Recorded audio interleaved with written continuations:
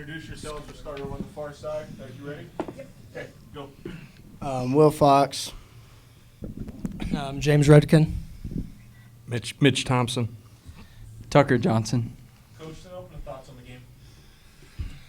Oh, wow. Great ball game, really intense, high-level competition. Had 3 different types of days with the weather out there all in one game. It changed from being a great day to a rainy day to a blustery day to sunshine. But just 2 teams that were really battling, trying to compete hard, trying to win and advance one more day. It just was good competition between 2 teams that really try and get after it. Questions? Tucker, the other night having a tough air, but having a great day today, bouncing back and helping your team win. How good does that feel for you? It feels great. I just had to, put the other night behind me, and my team really stepped up today. Just pitching, hitting, everybody stepped up, and it was a good team win. So you guys get the big inning when I think the winds really just were going all over the place. I mean, you hit the home run and then you get the double that blows away from the kid. I mean, how hard was it? I mean, anybody can throw this in there to just kind of get through that wind gust that came through. Well, I know from a coaching standpoint, it always concerns you when you see the wind blowing that way because it just does funny things with the baseball. And we caught a break there, and when the door was open, we ran through it.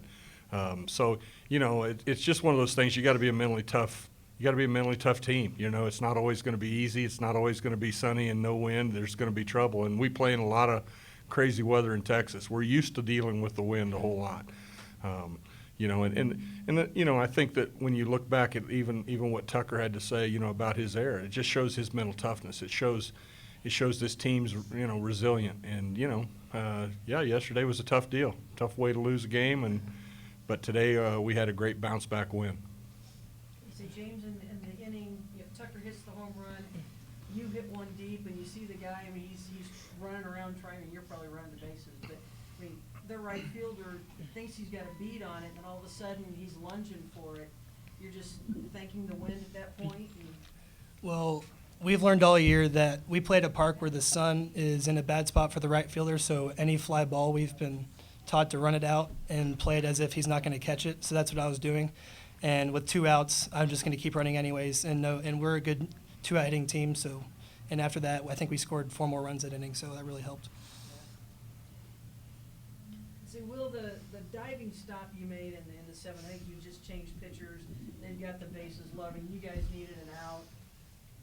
You're just trying to knock down anything at that point and keep it in the infield?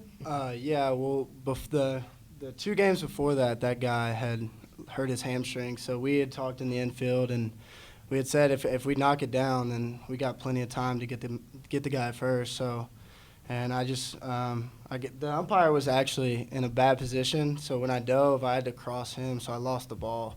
And so I kind of got lucky. The ball ended up in my glove and had plenty of time to get the guy at first. Yeah, but, got kind of adventurous there defensively sometimes. I mean, I don't know how many plays at first on both ends. First baseman trying to go up, trying to get a sweep tag, and was the wind on some of the throws, or was it just 2 Texas teams a little amped up? I guess you could say that too, but and also the rain, and it just made the ball slick. The grass was wet, so any ball that came off the grass was it was tough to throw. And the wind as well. So They got guys that can run. mm-hmm.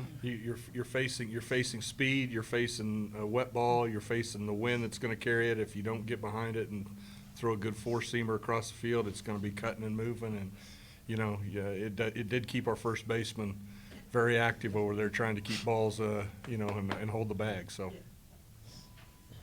Whoever wants to answer this question, I don't know if you guys play San Jack during the regular season, but I'm sure you understand the reputation that they have and how many times they've been here. Does that make it that much sweeter that you were able to knock them off twice? I actually have 3 buddies on the team, so, and I played with 2 of them in past summers and the past school I was at. So that's one thing that made it pretty sweet, and the fact knowing that they've been here plenty of times and they're kind of a powerhouse, and just coming back, and we always play well being the underdog, and that's just the type of team we are. So it feels really good. I'll say this, you know, the thing about San Jack's history is it's phenomenal. I mean, they've been here a bunch. The thing that you always have to remember is that unless they were here last year, none of these kids that were on this team have been here before. And even though a coaching staff may have experience, it's a whole nother thing to have a team have that kind of experience. And we can't simulate this. We can't simulate the altitude. We can't simulate the facility. We can't simulate the crowd noise. I mean, you know, we just don't play in front of crowds like that very often. And so the whole thing is just such a new experience that you're really relying on your guys to be able to calm down and play one pitch at a time. You know, I mean, are we happy to beat San Jack? Yes. Are we happier to beat San Jack than beating anybody else? No.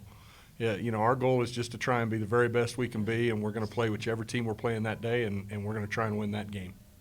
It's almost like too much information overload the first couple of games here, I'm sure. You know, it's just like, it's a little overwhelming. But I want to say this. I thought today was the first game of the 3 that we've played that we were just able to kind of calm down and play the game. And it was competition. There wasn't outside influences that truly affected the game from my standpoint, where I didn't feel like my team was themselves. Today I thought, you know what, we're ourselves. You know, we're going to make a few mistakes. We're gonna hit some balls hard. Not everybody's gonna have a good day, but somebody is. You know, and you know, we just played the game. It was the first game that the atmosphere was really non-existent for me. So that was good. I hope we can do that the rest of the way. now you just play baseball. But you brought Cole originally in. I mean, you know, look out there. I mean, he's, you know, what, 5'9", maybe at 138, You're probably stretching it. maybe, Yeah, you're probably you know? stretching it, yeah. You know, but he's just, I mean, he really attacked the guys he faced. Is that kind of what he's done? I'm seeing. I mean, somebody looks at him, you kid in college yet? Yeah, yeah. You know, he does. He looks like he's about 12.